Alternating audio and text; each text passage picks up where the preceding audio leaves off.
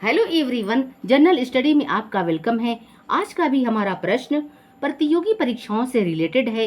हमारा क्वेश्चन है, यदि प्लस का अर्थ डिवाइड हो, माइनस का अर्थ मल्टीप्लाई हो, मल्टीप्लाई का अर्थ प्लस हो और डिवाइड का अर्थ माइनस हो, तब ये जो क्वेश्चन है इसको सॉल्व इसी बेस पे किया जाए।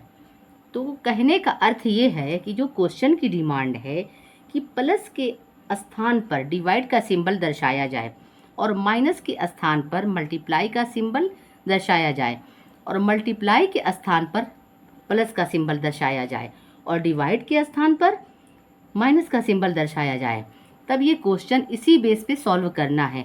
और सॉल्व करने के बाद जो हमें आंसर प्राप्त होगा, ये जो 4 ऑप्शन राइट है, इसी ऑप्शन में कोई एक उसका आंसर है। तो अब ये देखना है, सॉल्व करने के बाद ये हमें पता चलेगा कि कौन सा ऑप्शन राइट है। तो अब ये देखना है कि इसको सॉल्व कैसे करना है। ये प्रतियोगी परीक्षाओं से रिलेटेड जितने भी क्वेश्चन होते हैं वो इसी प्रकार पूछे जाते हैं। तो जैसे ये हमारा क्वेश्चन है, 6 डिवाइड माइनस 6 डिवाइड 10 माइनस 4 है इंटू 12 प्लस 6। तो अब इसको सॉल्व करने के लिए सबसे पहले हम यहाँ पर इक्वल का सिंबल लगाएंगे। 6 के स्थान पर हम 6 लिखेंगे। अब ये देखना है कि डिवाइड के सिंबल के स्थान पर हमें क्या दर्शाना है। डिवाइड के सिंबल के स्थान पर हमें माइनस का सिंबल दर्शाना है, जैसा कि क्वेश्चन की डिमांड है। अब यहाँ पर हम लिखेंगे 10। अब माइनस के सिंबल पर हमें क्या दर्शाना है, माइनस का सिंबल, इसमें जो है माइनस का अर्थ मल्टीप्लाई हो, तो माइनस के स्थान पर हम मल्टीप्लाई का सिंबल दर्शाएंगे और मल्टीप्लाई के सिंबल के स्थान पर हमें क्या दर्शाना है, प्लस।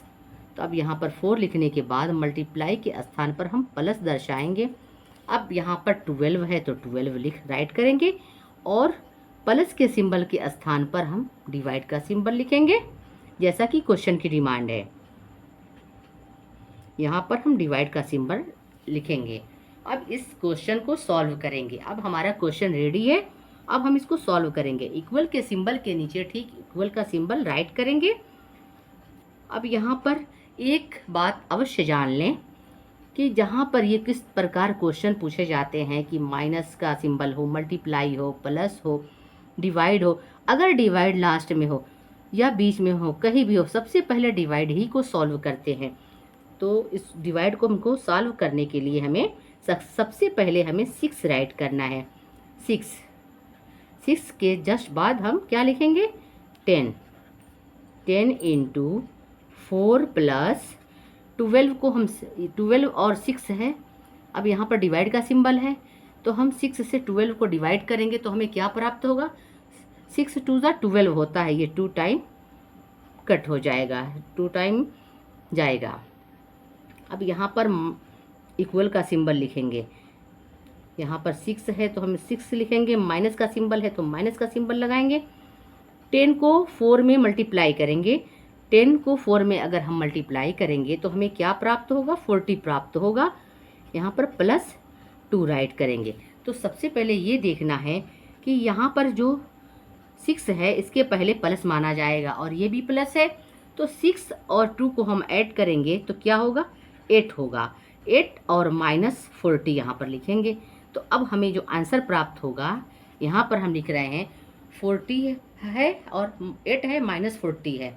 तो अब हम 40 में 8 को माइनस करेंगे तो हमें क्या प्राप्त होगा, 32।